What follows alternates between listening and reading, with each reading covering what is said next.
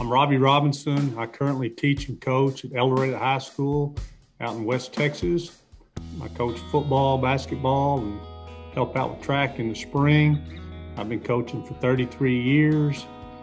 Being a coach as long as I have, I have had firsthand staff run-ins with student athletes. Coaches need to be diligent. They need to be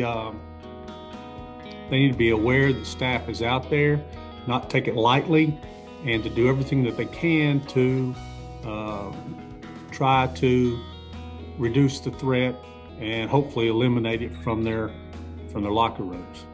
I think most coaches would probably think that it's a problem that needs to be addressed by somebody else.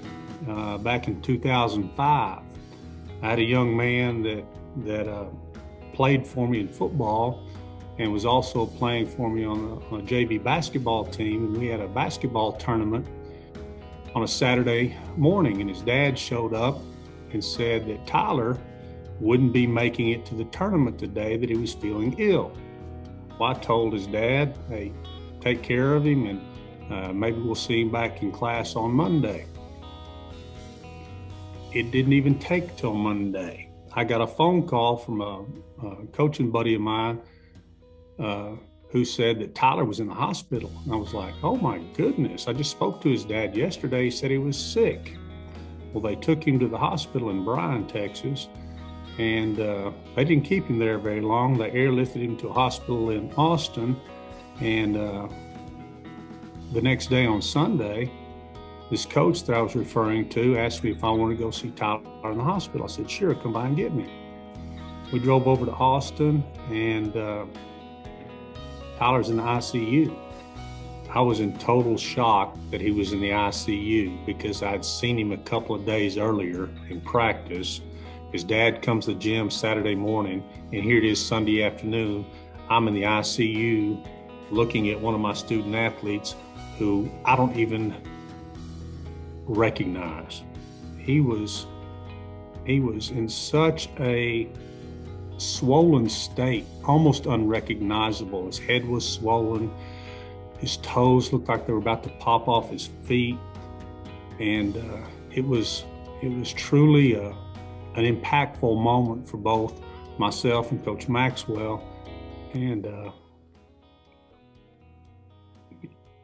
it was tough to see a kid who was a strong, healthy athlete in the condition that he was in. They kept him there maybe about a week. And then it was like, it's all we can do here. We're gonna have to airlift him. Well, they airlifted him to a children's hospital in Little Rock, Arkansas. And I think it was maybe a week later that the good Lord took him. And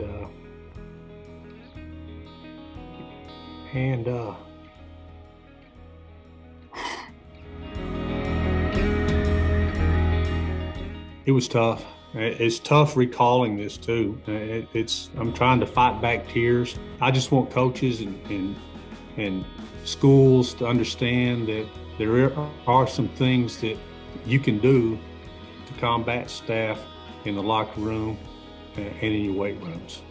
I would tell coaches not to take staph lightly. The staph that Tyler contracted ended up manifesting itself in his lungs, and it was so heartbreaking. Yeah, I mean, whoa, I'm getting choked up just talking about it.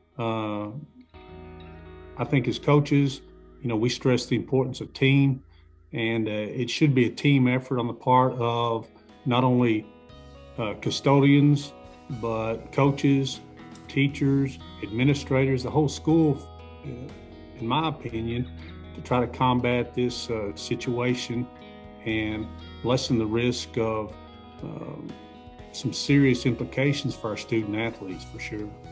It's real, and it needs to be dealt with. It doesn't need to be swept under the rug, and we need to face it head on and take take ownership. I think everybody, if they think that Staph is a threat, it's a no-brainer in my opinion. You need to do it. You need to use it, and use it as often as it needs to be used. If you haven't had Staph in your locker room or in your weight room or on your student athletes, you will. It's not a if but when situation. And what are you going to do about it? You don't need to be reactive, you need to be proactive. And dealing with it head on is something that we as a professional organization in Texas, as high school coaches, need to deal with.